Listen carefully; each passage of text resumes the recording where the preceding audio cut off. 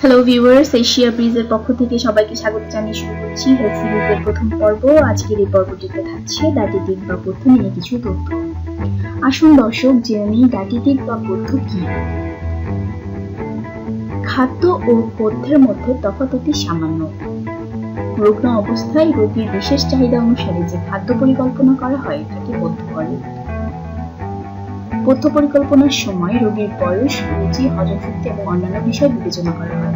রোগের রকম ভেদে পথ্যেরও রকম ভেদ হয়ে থাকে। পথ্য নির্বাচনের সময় যে তিনটি বিষয় জরুরি, সেই তিনটি বিষয় হচ্ছে রোগীর সাধারণ স্বাস্থ্য, রোগের জন্য পরিপাক ও বিপাকের যে পরিবর্তন হয় তার অবস্থা এবং রোগের মেয়াদ। পথ্যের উদ্দেশ্য: পুষ্টি উপাদান সরবরাহ করা, ঘাটতি পূরণ করা, রোগের সময় কমিয়ে আনা, দেহকে অথবা বিশেষ দেহযন্ত্রকে বিশ্রাম দেওয়া, রোগ প্রতিষেধক কাজে সহায়তা করা। আপনাদের সবার সুস্বাস্থ্য কামনা করে শেষ করছি আজকের পর্ব। নতুন পর্ব পেতে আমাদের সাবস্ক্রাইব করার পাশাপাশি নোটিফিকেশন বেলেও ক্লিক করতে ভুলবেন না। এতক্ষণ ভিডিওটি দেখার জন্য আপনাদের সবাইকে ধন্যবাদ জানাচ্ছি।